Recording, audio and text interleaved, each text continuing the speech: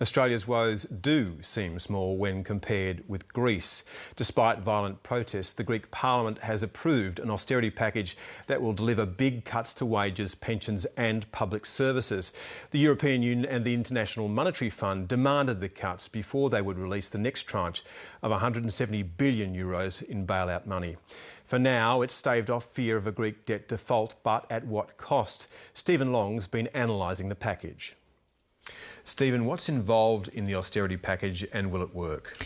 There's a raft of measures, Chris, the most important ones being privatisation of many public assets, a 22% cut to the Greek minimum wage, similar cuts to pensions and 150,000 Greek public sector jobs to go by 2015. Will it work? I see a danger that with those radical cuts to wages and pensions, that it might actually undermine consumption. I suppose the theory is that it will allow wage rates to fall to market clearing levels and unemployment is 21%. But there is a danger of a vicious circle where Greece is already in a deep depression and you cut wages that radically, cut consumption, cut demand, it could actually make things worse and ironically not restore the public finances because it will cut tax receipts.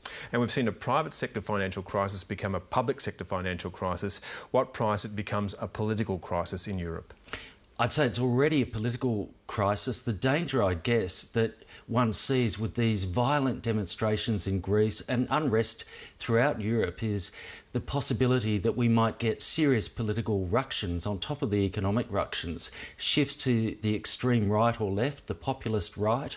A wise old sage in economics once spoke of capitalism, socialism and barbarism, and we did see, after the Great Depression, the rise of barbarism in the form of fascism. Now, we're not saying it'll go this far, but there are strong political risks as well as the economic risks. So where do you think that the Greek debt drama goes from here?